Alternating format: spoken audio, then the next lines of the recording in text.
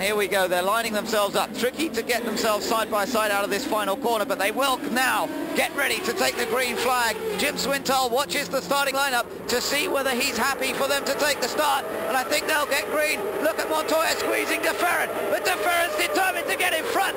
This is the jam. Oh, they've hit each other. Montoya's out. De Ferran trying to survive. He's been hit. Montoya's out. De Ferran's out. De Ferran chasing the championship, and he's not going to score here this afternoon. He's got going, but the front suspension fully bent. Montoya's car left in the middle of the chicane, and what drama we're seeing here in this penultimate race in the championship. And Tracy was able to get to the front in that melee. Unbelievable. Another car I haven't seen come through that whole thing, there was Dario Franchitti. No, and that's why Dario gets tagged and sent off too. Yep, Dario going off to the left of the picture, you're spot on there. So it looks like Franchitti's out, could be out of the race. Don't know how much damage was done to his car. What I saw was Juan and Gilles getting together. You know, Juan made a perfect start. This is the kind of start that the guys from CART wanted him to make. A nice, consistent build-up. Past couple of starts have been like that, and we've had problems both times, so maybe it's not working. But Juan made a good start. Him and Gilles got close in the first corner. I guess, I mean, from that point, I can't say. I saw Juan going into a spin. I backed up, got on the brakes, and I guess Jimmy had nowhere to go and hit me. You know, everybody was pretty much checking up for the incident in front, and yet again we're the ones that get caught out. Tracy seems to have backed off his pace just a little bit to control his lead. He's opened up virtually 10-second lead, and I think now he's deciding to sort of just pace it at that level to maintain the lead. So good, consistent driving from Paul Tracy. Oh, and as I say it, Tracy goes off. Would you believe it? Tracy, race leader, with a 10-second advantage. And I say, well, he's just about to control this race. He's gone down the escape road.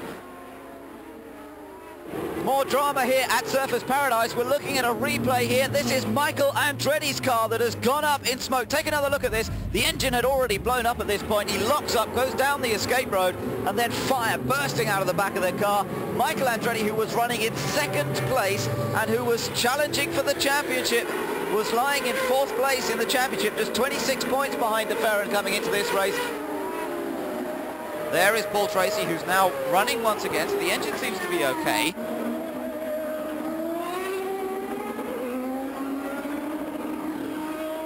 It's probably something electronic. We're going to fire him up. We've got him fired back up, get him back in here and try and get back in this thing, because the car was fantastic up until that point. Oh, look at this. Montoya and Fernandez side by side. Oh, Alex Barron, Paul Tracy down the inside. He could pick up 2 spots right now. What a great job by Paul Tracy. That's incredible. He really took advantage of that situation. Brilliant move from Tracy.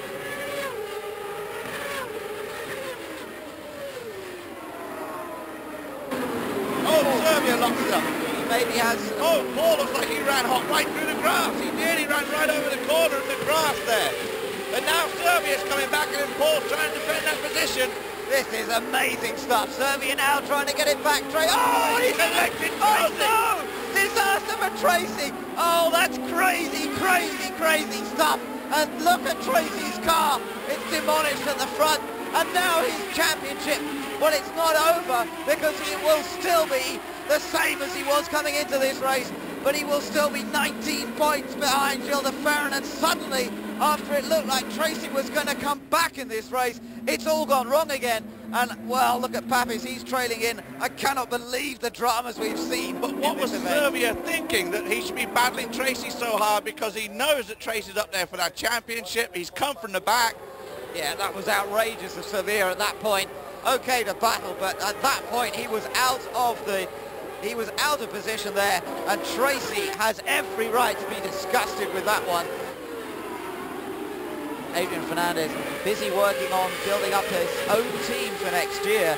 He will be leaving the Patrick team at the end of the season to set up his own team, but wouldn't that be something to set up as the reigning champion? That would be really quite an achievement, and Adrian with every possibility of doing that, because this is a great team that he's in at the moment for the super speedways. They come up with great setups. They have the fastest pit crew. In fact, his pit crew is leading the Craftsman Challenge at the moment. That means that they've been faster on their pit stops than any other pit crew throughout the whole season. And that means that he will be in great shape come Fontana, but he's in great shape here in Australia. as Adrian Fernandez comes through to win one of the most incident-packed races we've seen in the whole season. Fernandez wins it. Kenny Breck finishes in a fine second place. Jimmy Vasser finishes third to maintain his championship hopes as well.